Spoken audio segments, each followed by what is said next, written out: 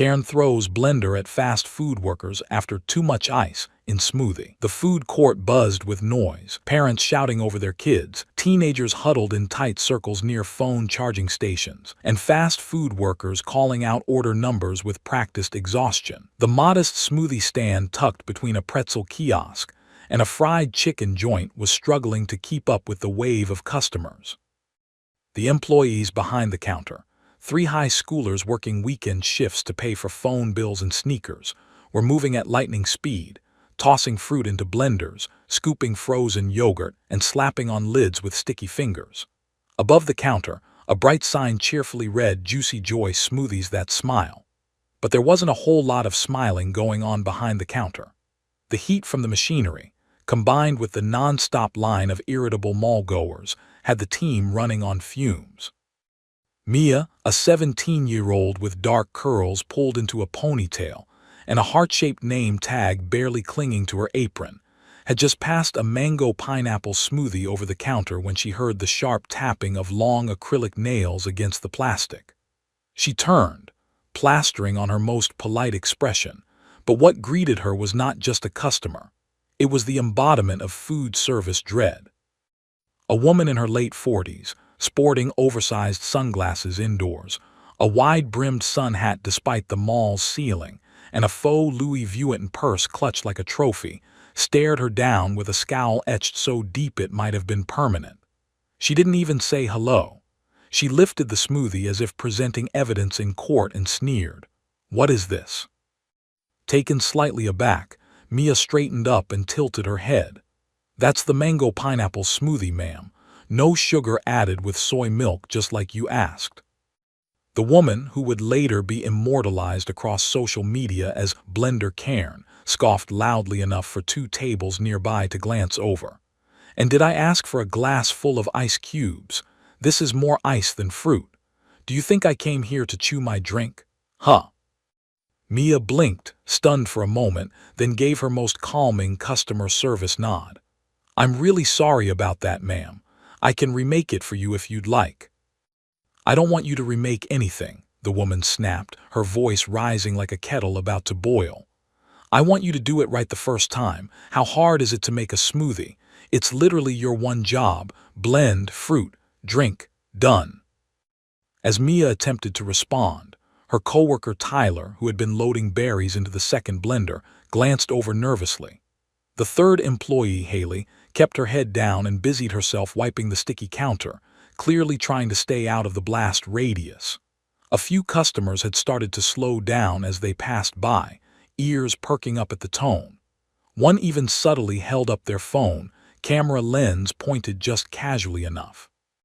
Mia took a deep breath and nodded again, trying to diffuse the situation before it could spiral. "I totally understand, and I'm really sorry about the ice. We use preset measurements, but I can talk to my manager about getting you a refund or making you a new one with less ice." "I said no," Karen barked, jabbing the smoothie cup at her like a weapon. A few drops sloshed out and hit the counter. "Why is no one listening to me? You kids are useless. This is why I never come to malls anymore. Everything's run by brainless teenagers." That struck a nerve. Mia's jaw tensed, but she held her ground.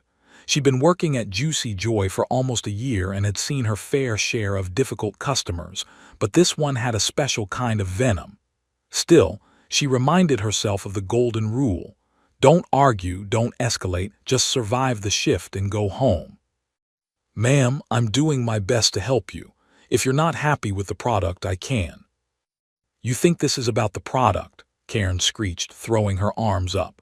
Her sunglasses slid down her nose, revealing narrowed, furious eyes. "This is about respect. This is about accountability. No one wants to work anymore, and when they do, they act like it's a favor to just do their job. You think you can serve people garbage and smile your way out of it." By now, heads were turning from all directions. A couple in their 20s abandoned their hot dog tray to watch. The pretzel stand clerk stood frozen, eyes wide. A young girl tugged at her mother's sleeve, whispering something about a crazy lady at the smoothie place. Even mall security, still on their rounds 2 levels above, had caught the commotion echoing through the atrium. but Karen was just warming up. She suddenly slammed the smoothie on the counter so hard the plastic lid popped off, sending chunks of mango and flecks of ice flying across the register. Haley gasped and backed up. Tyler muttered, "Oh my God," under his breath. "I want to speak to your manager," Karen shouted, each syllable landing like a slap. "Right now." Mia's voice stayed steady, but her hands had begun to shake slightly. "He's not here right now, ma'am. He'll be back in about 15 minutes, but again, I'm happy to help." Karen leaned forward, practically nose to nose across the counter. "No, I'm done with this." And just like that, she marched around the side of the smoothie stand, brushing past the tiny velvet rope that served more as decoration than deterrent. "I'll make it myself since you obviously don't know how." "Ma'am, you can't come back here," Mia said loudly, stepping forward trying to block her path, but it was too late. Karen was already behind the counter, breathing heavily, makeup melting slightly under the pressure and mall lights. Her eyes locked on the culprit, the blender. She grabbed the base with both hands like she was lifting Thor's hammer. Tyler stumbled backward, clutching the cutting board he'd been using. Haley screamed. "If you want ice so badly, here." Karen screamed at the top of her lungs, and with a primal shriek, she hurled the entire blender across the smoothie stand. Time slowed. The blender, slick with condensation and sticky residue, soared in a perfect arc, spinning slightly as it sailed past a panicked Mia, past the wall of fruit-filled mini-fridges, past the sign that read freshness in every sip, before finally crashing into the tile wall behind the counter with a deafening smash.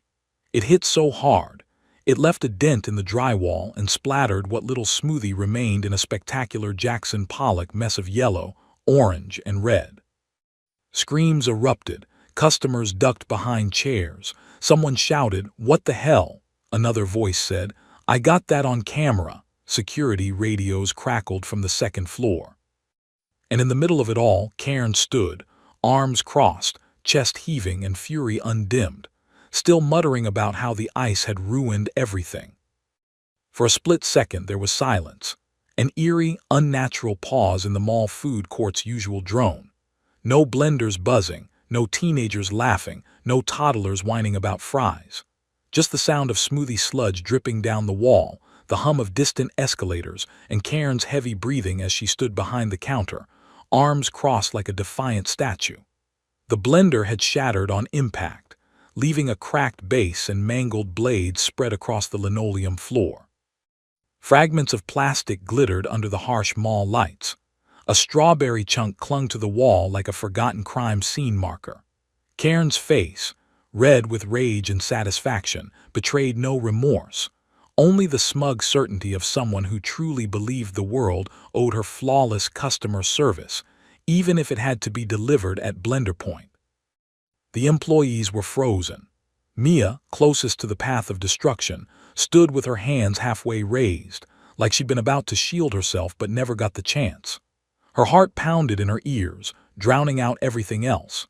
Tyler stared slack-jawed, eyes darting between the destroyed blender and Karen's smug posture, silently calculating whether this situation counted as fight or flight.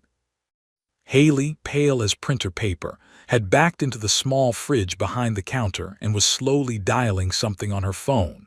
Whether it was mall security or her mom, no one could tell. Then the floodgates broke. A crowd had formed just outside the smoothie stand's perimeter, cell phones raised like reporters at a presidential scandal. Mallgoers gasped, shouted, and whispered excitedly, their phones already recording for TikTok and Instagram. Someone muttered, "She really threw it. She actually threw the blender," while another laughed in disbelief. A woman in business attire declared loudly that this was absolutely insane before shoving her way through the gathering audience. It didn't take long for mall security to arrive. 2 officers in navy polos and walkie-talkies hustling down the wide corridor, weaving between food court tables and startled shoppers.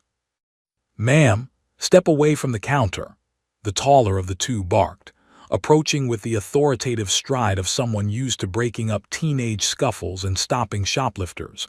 not deflecting airborne kitchen appliances. Karen didn't flinch. If anything, she looked insulted.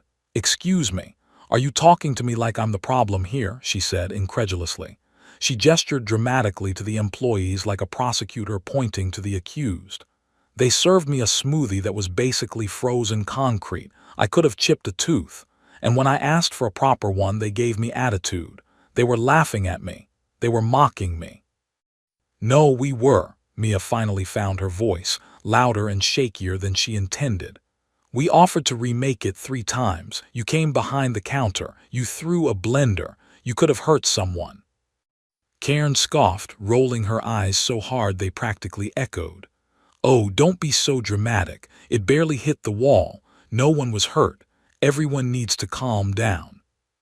"Ma'am," the other security guard interjected, stepping forward with a softer tone, "you need to come with us now.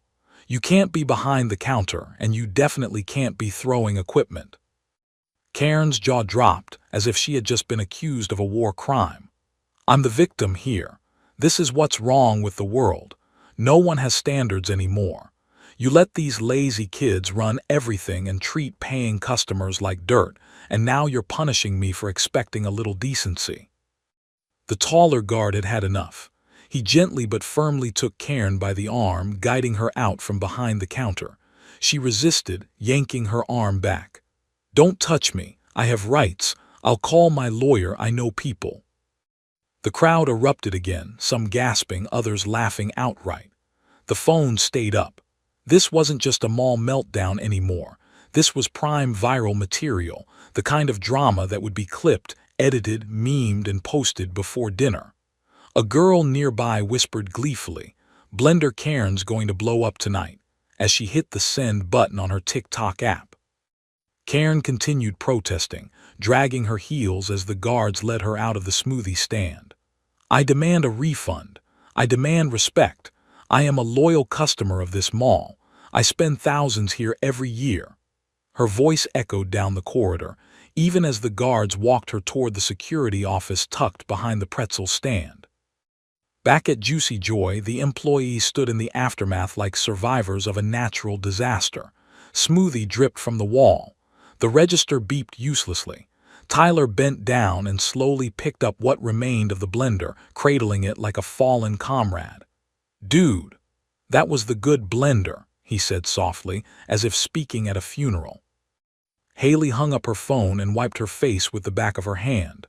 "I called Mr. Patel," she said, voice still shaky. "He's on his way." He sounded weirdly calm. Mia let out a long breath and leaned on the counter for support. Her legs felt like jelly and her chest was tight with leftover adrenaline. "Okay," she said after a long pause. "We need to clean this up, and someone needs to go get the backup blender from the storage closet." She looked at the camera mounted above the counter, its little red light blinking like an unblinking eye. "But I swear if we end up on TikTok, I want hazard pay." A young guy in a hoodie stepped up cautiously to the counter, phone still in hand. "Hey, are you guys still taking orders? 'Cause that was wild, but I still kinda want a smoothie." Tyler looked at him, blender shards in hand, then to the chaos behind them and back to Mia. "What do we do?" Mia closed her eyes, took a deep breath, and turned toward the register. "We make smoothies," she said, "and we pretend that wasn't the most insane thing that's ever happened to us." As they got back to work, shaken, sticky, and still in shock, across the internet, the footage of Karen's blender toss began its journey to virality. The video spread like wildfire, posted with captions like "Karen loses her mind over ice," "Food court freakout," and "She threw the blender skull." By the time Mr. Patel arrived 15 minutes later, phone glued to his ear and expression unreadable, Blender Karen had already started trending. The mall hadn't just witnessed a tantrum, it had just hosted the birth of a new meme. By the time the sun had dipped below the horizon and Crestwood Mall's fluorescent lighting took full control of the evening glow, the security footage from Juicy Joy had already made its way from mall office archives to the internet's most unforgiving stage. In less than 3 hours, Karen's blender-throwing tirade was not only posted, but spliced, memed, captioned, slowed down, and plastered across every major social media platform. Twitter users reacted with dramatic GIFs and hashtags like Blender Cairn, Ice Rage, and Smoothie Meltdown. TikTok creators added remixes of the audio, turning her furious shout of "too much ice" into the hook of dance challenges. A popular YouTuber uploaded a reaction video dissecting every frame of her tantrum, pausing dramatically when the blender left her hands in glorious slow motion. The footage of her launch, arms overhead, mouth open mid-scream, the smoothie stand in chaos behind her, was instantly iconic, immortalized in internet history. It had the kind of raw, ridiculous energy that only public freakouts can provide, and viewers couldn't get enough of it. While the world outside raged with laughter and disbelief, inside the mall, the fallout continued.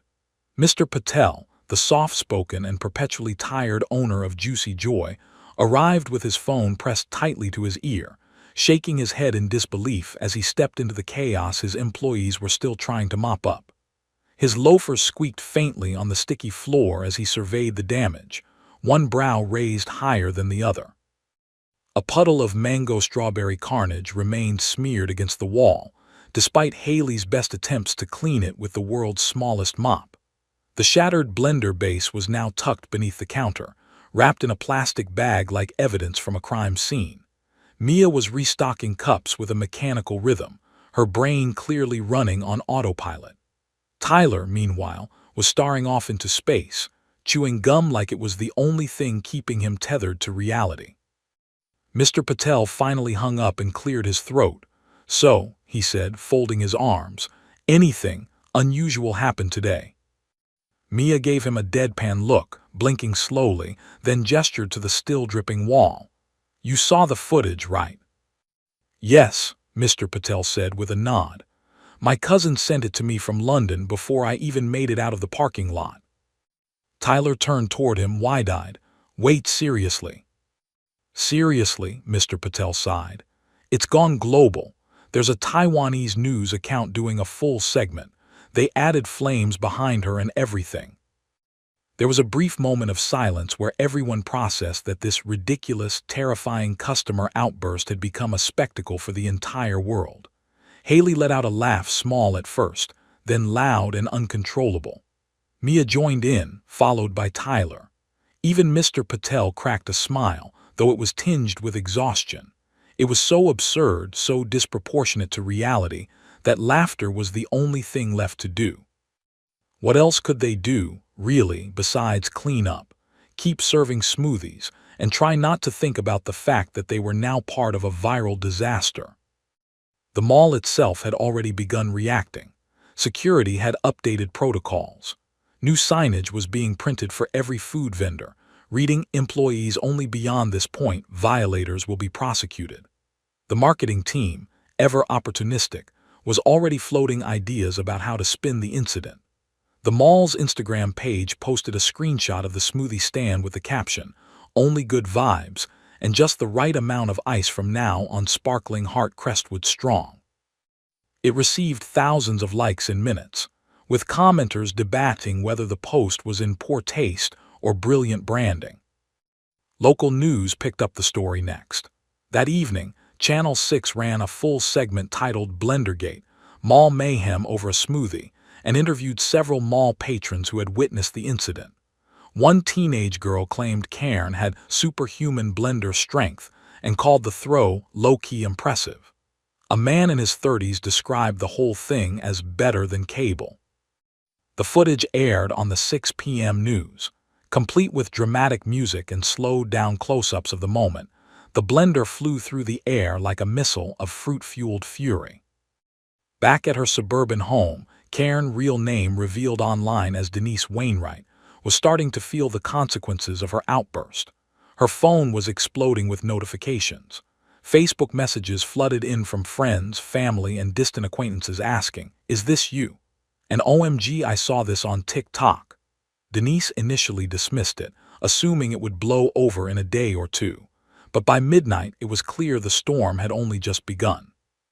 Her face had been screenshot, her voice memed, and her full name unearthed by internet sleuths who moved faster than lightning when there was fresh drama to feast on. Her Yelp account had been flooded with mocking reviews. Her Etsy candle business, Serenity Flames by Denise, had received a dozen one-star reviews in a matter of hours, each one referencing too much ice or blender trauma.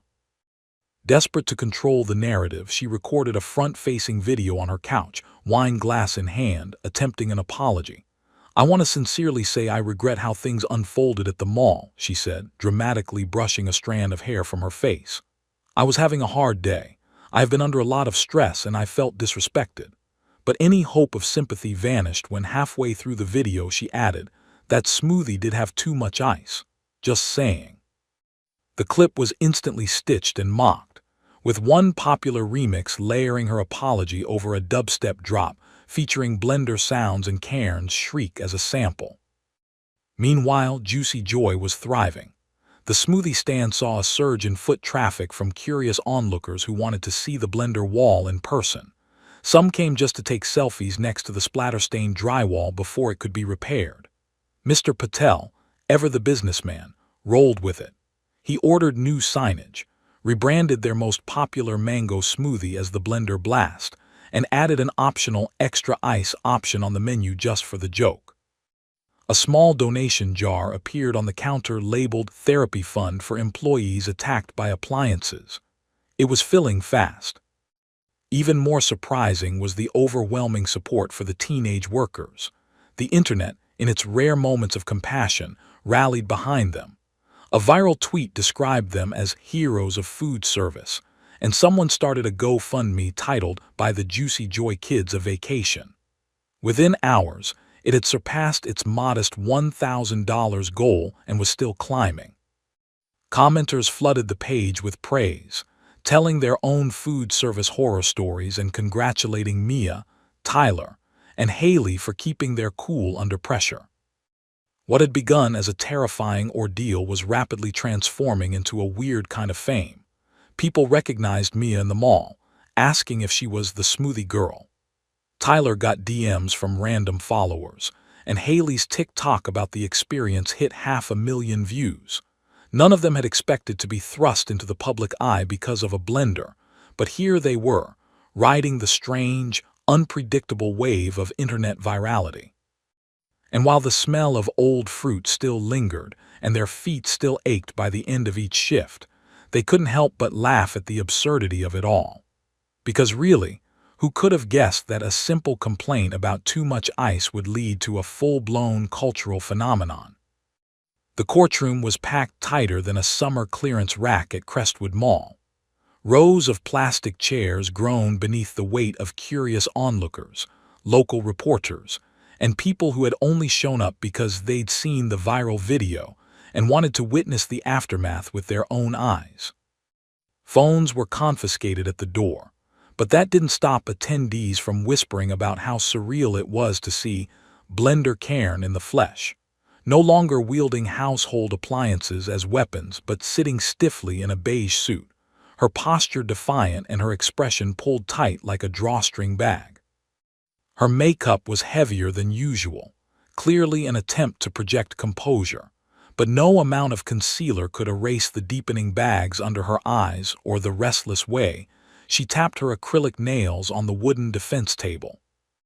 The judge, a middle-aged woman with tired eyes and a zero-tolerance expression, called the courtroom to order, and the murmurs gradually subsided.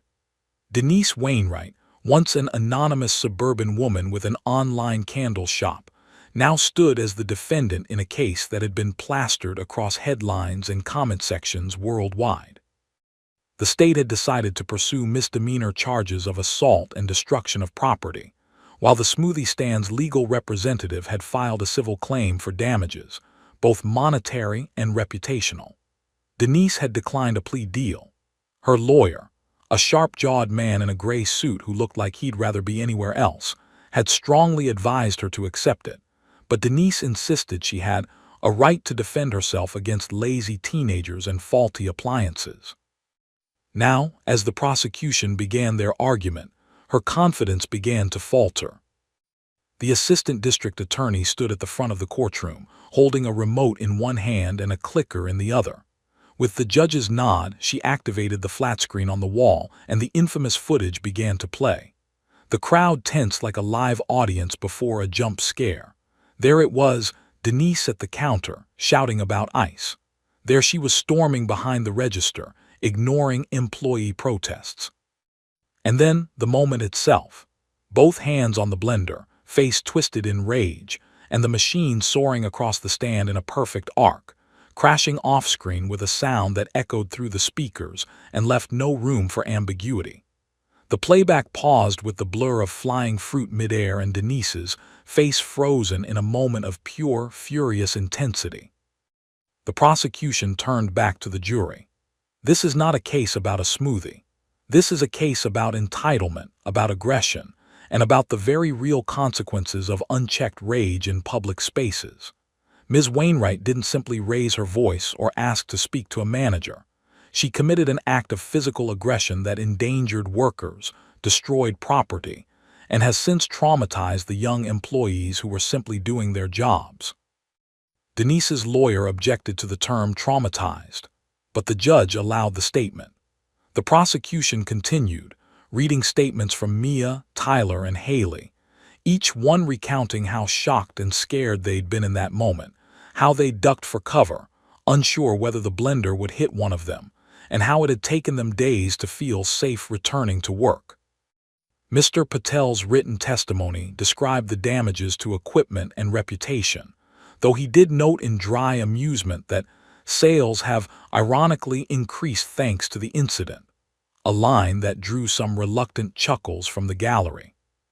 When it came time for the defense, Denise's lawyer trotted out the familiar lines: stress, frustration, a bad day turned worse, and a lapse in judgment.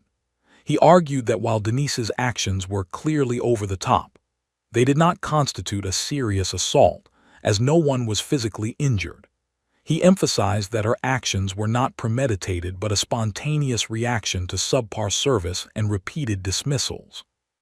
Denise, sitting beside him with a tight-lipped expression, nodded along as though she were the true victim of the ordeal. When she took the stand, she launched into a monologue that quickly drew skepticism. "I have been a loyal customer of that smoothie stand for over a year," she said, voice trembling with emotion that seemed just a little too rehearsed.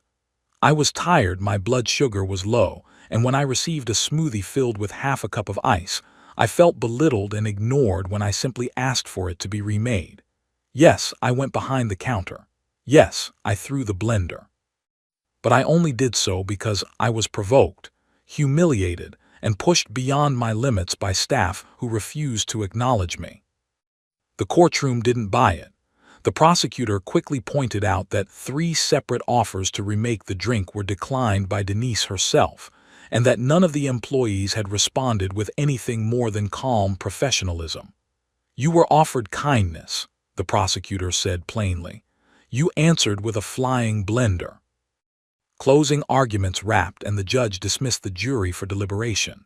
The gallery buzzed with low murmurs, reporters scribbling notes and observers exchanging predictions.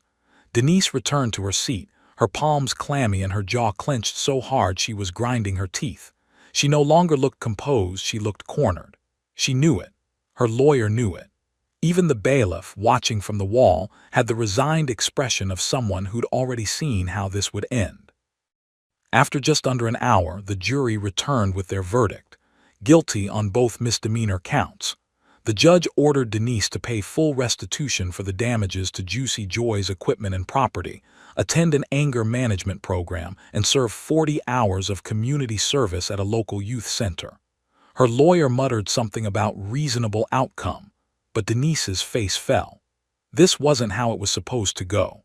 In her mind, she had been justified. She had demanded better service, demanded respect, and instead she was being labeled a public menace. She was being punished while the internet laughed. As she was escorted out of the courtroom by a bailiff, her fine print court sentence trailing her like a shadow, no one applauded, but no one wept either. Outside, a crowd of reporters swarmed. Microphones were shoved in her face. "Denise, do you regret your actions? Do you think justice was served today? Would you apologize to the staff at Juicy Joy? She shielded her face, muttering that her lawyer would release a statement, but no one cared about legalese. What they wanted was another clip, another soundbite, another meme to feed the digital machine. Meanwhile, back at the mall, the smoothie stand was busier than ever. The wall had been repainted, the new blender had arrived, and the employees wore matching pins that read "Team Too Much Ice" in sparkly bubble letters. Mr. Patel announced a limited-time smoothie special called Karen's Meltdown, a blend of spicy mango and sour cherry, guaranteed to leave you shouting. The tip jar had doubled in size, now labeled Emergency Blender Replacement Fund, even though the blender had already been replaced. Mia, Tyler, and Haley, now minor celebrities in their own right, were handling the attention with a mix of disbelief and quiet amusement. They still served smoothies, cleaned spills, and dealt with difficult customers. But now, when someone complained about ice or too much sweetness, they simply smiled and asked, "Would you like that with or without the flying blender treatment?" And the customers laughed, took selfies, tipped generously, and walked away with stories of their own. The mall had changed just a little. The world had laughed, judged, and moved on. But inside Juicy Joy, the lesson lingered. Never underestimate how fast a smoothie can turn into a spectacle. By the time the dust had settled, and the internet's endless appetite moved on to its next viral sensation, an emotional support peacock refusing to board a plane, Karen, Wainwright's 15 minutes of blender-fueled infamy had begun to sputter out. But the echoes of her meltdown remained, lingering like the smell of artificial mango in the backroom freezer of Juicy Joy. Denise, now stripped of her alias and burdened by real-world consequences, found herself shunned in places where she once commanded authority. PTA meetings avoided her. The yoga studio quietly canceled her membership. Her online candle business, Serenity Flames, once a cozy side hustle selling lavender-scented peace to middle-aged moms, had become a punching bag for trolls who left reviews like "smells like rage and crushed fruit," and "too much wax, 0 stars, threw the jar at my blender." Despite her half-hearted apology video and her lawyer's neatly typed statement of contrition, the public had made up its mind. Denise was the poster child of modern entitlement, the archetypal Karen, the woman who chucked a blender because she wanted less ice. And try as she might to reclaim her dignity, the world had already memed her into something unshakable. But while Denise faded into the social media rearview mirror, life at the Crestwood Mall moved on, reshaped by the ripples of her very public outburst. Juicy Joy, once a modest corner stand with mid-tier fruit and basic branding, was now a full-blown local legend. What began as damage control became a marketing renaissance.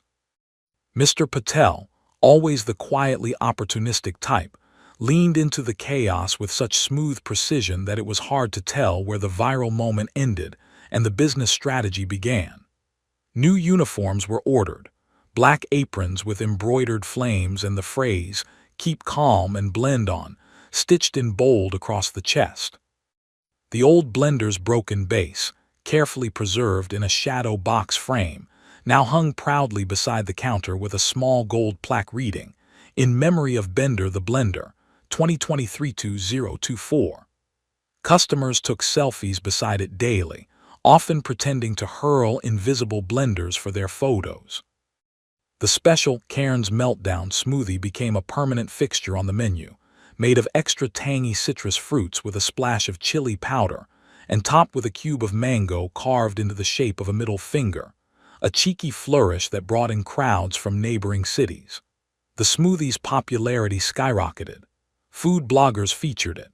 A local brewery even approached Mr. Patel to collaborate on a Karen's Meltdown hard cider. With every sip and post, the story grew legs, and the brand transformed from humble to hotshot overnight. The mall itself experienced an uptick in foot traffic, thanks largely to the smoothie stand's notoriety, and other vendors tried desperately to ride the wave. The fried chicken spot next door introduced a Rage Nugget combo, while the pretzel stand sold twisted dough shaped like blenders. The entire food court leaned into the legend. Mia, Tyler, and Haley became semi-celebrities in their own right. Interviews on local radio stations and morning TV shows followed. Haley started a TikTok series called Customer Chronicles, dramatizing ridiculous retail encounters in humorous skits, and it exploded with views. Tyler was invited to a youth leadership conference where he spoke about workplace resilience and learning to duck on instinct. Mia, ever the quiet but steady force behind the counter, used part of her GoFundMe money to enroll in a business course, slowly drafting plans to one day launch her own dessert shop. The experience had bruised them, sure, but it also handed them something few food service workers ever received: recognition, appreciation, and most shockingly, a weird form of fame. Still, it wasn't all glitter and smoothies. The moment changed them, not in some grand, philosophical way, but in a subtle, lasting shift. They were more alert now, always watching for red flags in the eyes of customers, always wondering if the next order of acai would end in courtroom footage. But they had also grown thicker skin, a sharper wit, and a camaraderie forged in blender shrapnel. Whenever a customer raised their voice or made an unreasonable demand, they no longer froze in fear. They exchanged glances, silently recalling the day they survived a fruit-based missile and lived to tell the tale.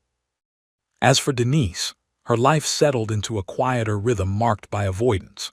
She completed her community service hours begrudgingly, spending weekends wiping down tables at a local youth center where the staff took special delight in making her organize juice boxes. She attended her court-mandated anger management sessions, where she rarely spoke but scribbled furiously in a pink notebook no one was allowed to read. Her lawyer stopped taking her calls. Her sister stopped inviting her to family events. The social invitations dried up. She had gone from the woman who demanded to speak to the manager to the woman who pretended not to hear her name in public. Every time she passed a smoothie shop, her stomach twisted. One afternoon, trying to salvage what was left of her public image, Denise returned to Crestwood Mall under a hoodie and sunglasses, hopping to blend into the crowd. The moment she stepped into the food court, though, the memories hit like a brick wall. The smoothie stand was different now, bigger, flashier, upgraded. A new neon sign pulsed above the counter, Blended Legends, home of the meltdown. The employees had changed, too. Haley was off to college. Tyler had moved into freelance design. Mia now managed the stand, clipboard in hand, calling orders and checking inventory with a calm confidence that only came from surviving chaos. Denise stood at a distance, invisible and unacknowledged, and for the first time in her adult life, she didn't demand attention. She didn't shout. She didn't step forward. She just stood there, watching, remembering, and then quietly walked away. The world didn't stop to take notice. There were no more cameras, no more hashtags, no more front-page outrage. Just the daily churn of smoothies, the quiet clatter of blenders, and the unspoken rule that everyone behind the counter now understood on a soul-deep level. No matter how loud the customer gets, no matter how entitled the complaint, nothing deserves to be thrown. And so the story ended, not with more screaming, not with another court date, not with redemption or revenge, but with life moving on. Denise faded into the background, the meme of her rage eventually buried under the endless churn of internet trends. Juicy Joy thrived, a strange symbol of resilience and humor in the face of absurdity. And the mall, always buzzing, always chaotic, always one tantrum away from another headline, stood firm beneath its neon lights. The blender was gone, but the story had already blended into legend.